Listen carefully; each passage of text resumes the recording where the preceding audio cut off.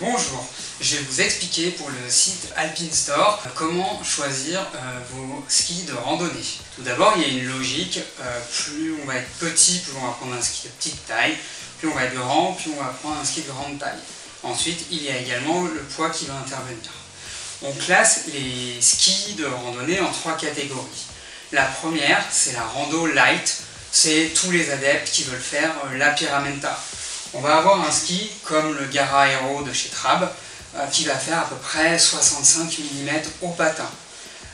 On choisit dans ce cas-là 10 à 20 cm de moins que sa taille, parce qu'on veut du léger, on veut être à la montée et aller vite, et descendre ça va être un petit peu moins confortable.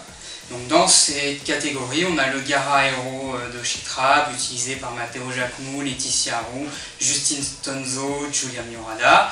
Et également, on va avoir d'autres marques comme le DNA de chez Dynafit, le Pyramène de chez Dynastar. Ensuite, je vais passer à la gamme Free Rando. Là, le but, c'est de se faire plaisir, aussi bien à la montée qu'à la descente.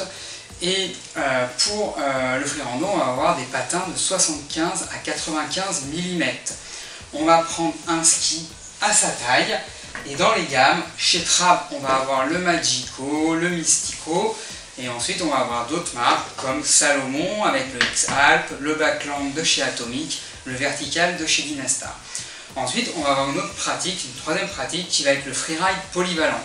C'est les gens qui vont faire un peu de la piste et puis qui veulent faire un sommet et puis il va y avoir 400-500 mètres à faire et eux ils veulent vraiment se faire plaisir à fond dans la descente. Donc là, on va avoir des skis beaucoup plus larges.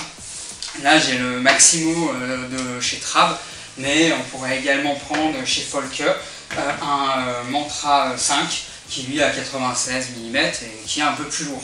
Donc là-dessus, j'aurais très bien pu mettre une fixation de ski de randonnée.